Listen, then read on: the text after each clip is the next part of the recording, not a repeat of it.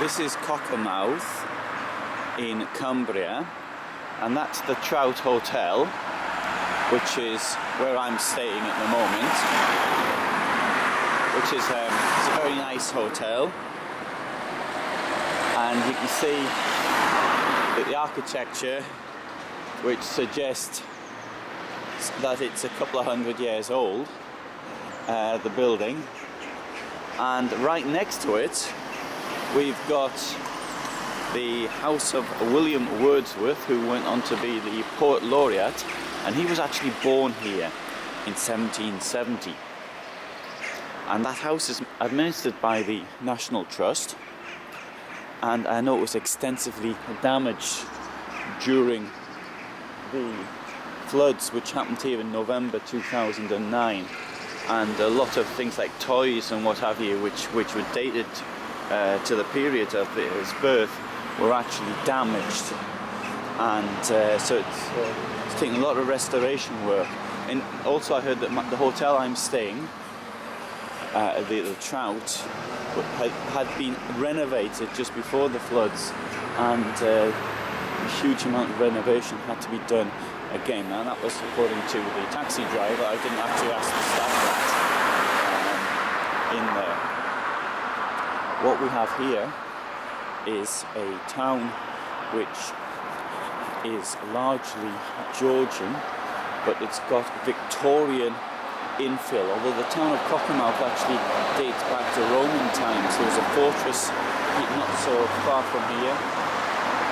The northern boundary of the Roman Empire was the Hadrian's Wall. It's only a few kilometres to the north of here, not very far at all. And so there was a fortress on the spot. There was also a castle, Norman Castle, on the same spot as the Roman fortress, which is also not so far from here as well. Oh, and that's a traditional butcher shop, and it's open, which is quite nice because it's only just gone 7.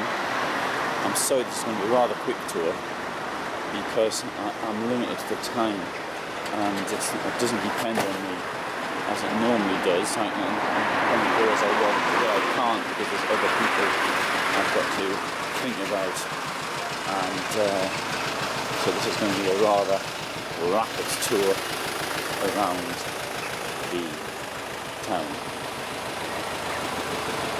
So I would say that we have here the Georgian architecture with Victorian infill. I don't know if that is a good way of putting it, but that seems about right to me. And now we're going to have a look at this statue, which is in the middle of the road.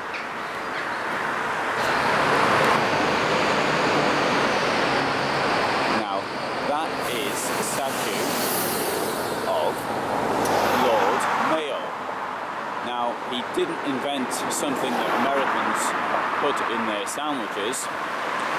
He was the Viceroy of India, and he was, whilst being Viceroy in February 1877, I think it was. I'm not absolutely certain of the dates. I know he was born in February. I think he was born in February 1827. I know he was 49 when he was murdered because he went on a trip to see the Andaman Islands.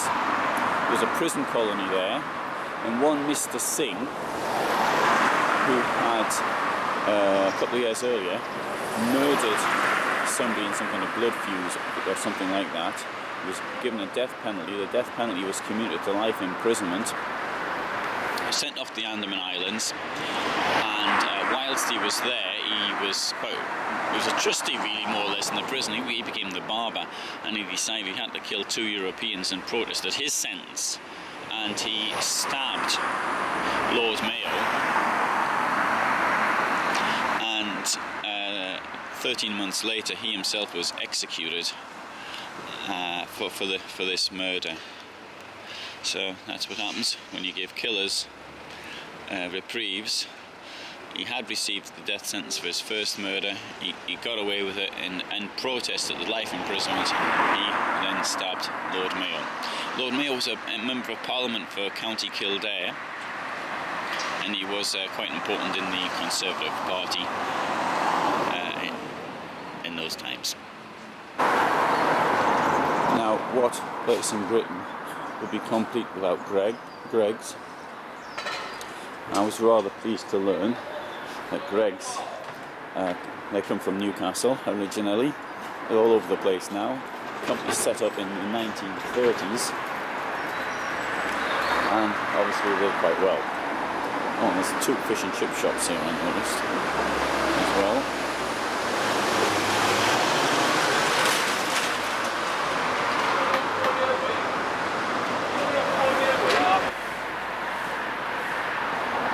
We have a pub, the Black Bull.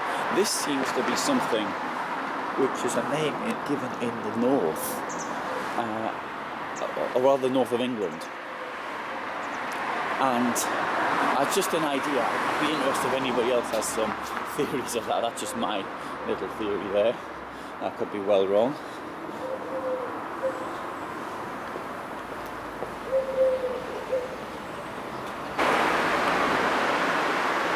Now, Cockermouth is an ancient market town. It's on the River Cocker, which is what I'm now walking over. The word cocker is a Celtic word which means crooked or bent, and so it refers to this river which joins the River Derwent here, and I'll show you that a little bit later. And the market town goes back to a decree issued by Henry III, so it's in the 13th century when the market was agreed upon, and I think that it was the day of the market was Monday. I think it was initially Saturday and it was changed to Monday. And let's go over here and have a look at the market area.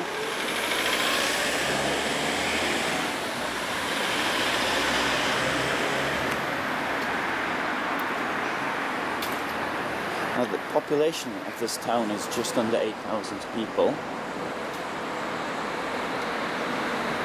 But I think you'd agree that it has a great deal of charm.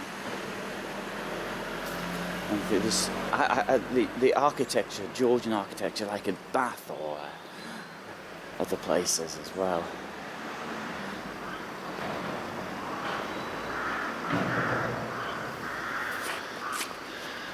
On Thursday, 5th of May, 1898, a grand procession at noon was held here, and the May Queen, Morris dancers, and Robinson Crusoe.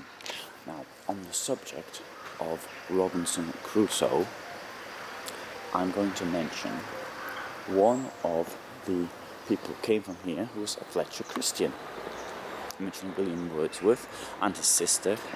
He was the person who took HMS Bounty off Captain Bligh, although he came to a rather unpleasant end himself on Pitcairn when he was probably murdered by the ship people he had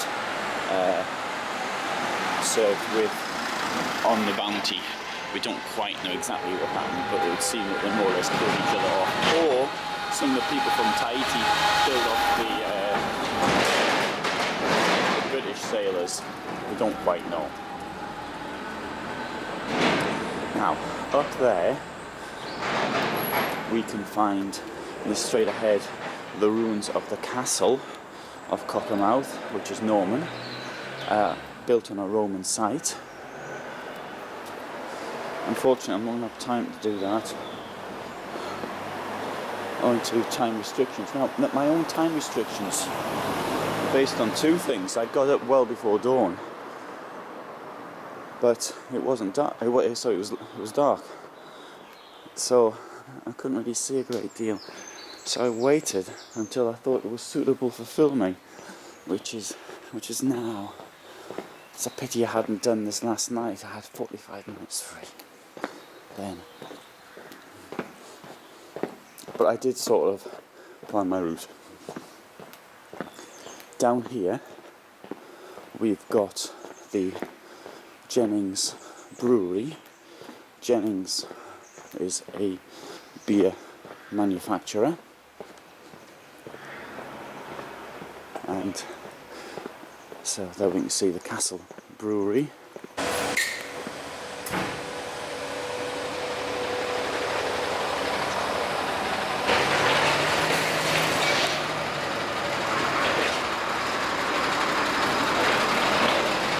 So you can see that people here start work very early.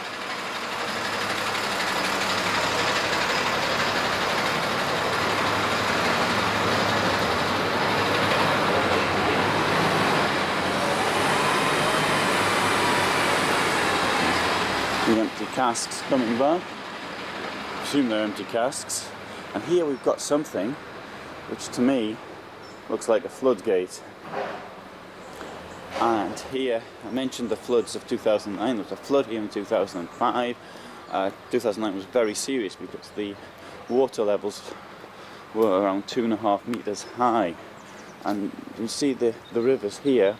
This is where they come together. So on the right we have the River Derwent, and on the left the Cockermouth. It doesn't mean that the Cocker flows into the sea as one might expect. It means that the Cocker joins the Derwent, and the Derwent then flows into the sea at Whitehaven. And you see the Derwent's a pretty powerful looking river. In a way, I wouldn't have expected the floods to have been in November as well. You'd expect it when the snow was melting. More the danger period being March, April. Of course, the mountains here aren't all that tall. I mean, it does come from Scafell Pike, which is the highest mountain in England, but it's not really all that high. And I can see from here that the Cocker here isn't a very deep river. It's only about 18 kilometres or so long. The Derwent coming from Scafell Pike is much longer. And this bridge here was destroyed in 1938 by flooding, and it was rebuilt around 1965.